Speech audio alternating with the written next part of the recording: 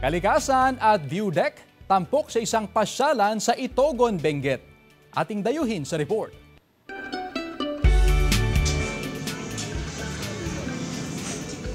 Malayo sa ingay ng syudad at tiyak ma-e-enjoy ang sariwang hangin at makapigil hiningang tanawin. Halina't ating pasyalan ng bagong tourist attraction sa Itogon, Benguet. Nature takes center stage sa Mount Camisong Forest Park and Events na 30 minuto lang ang layo mula sa Baguio City. Makikita rito ang natural na ganda ng kalikasan sa Itogon. Pagpasok sa lugar, bubungad na ang libu-libong pine tree. Ramdam ang malamig na temperatura. Picture perfect ang tanawin. Mabibighani sa ganda ng lugar, lalo na kapag nakatayo ka sa Marahuyo View Deck. Para naman sa mga plantita at plantitos, the best place na pasyalan ang Samyu Garden. Dito matatagpuan ang mahigit sa 300 varieties ng fern. Makikita rin dito ang iba't ibang nagagandahang mga halaman at bulaklak.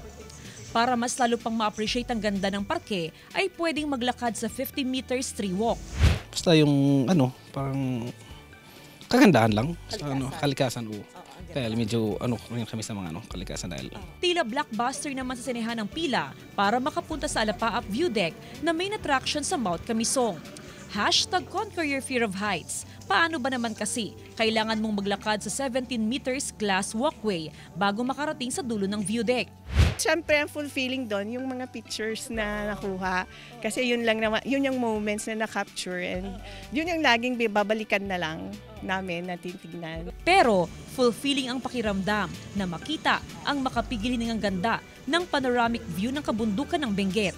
Enjoy ang mga turista sa pamamasyal sa view deck.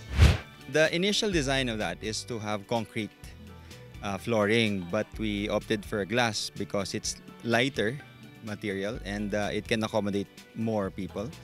So the load-bearing capacity of the Alapaap itself exceeds the space on top for people to stay. 17 meters by 3 meters ang sukat ng glass walkway. Safe ang paglalakad sa salamin dahil laminated at tempered ito. Kasabay ng pagbubukas ng Forest Park, ang panawagan sa mga turista na alagaan, ingatan at pahalagahan ng ating kalikasan. Kasama si Daryl Peralta, Jasmine Gabriel Galban, One North Central Luzon.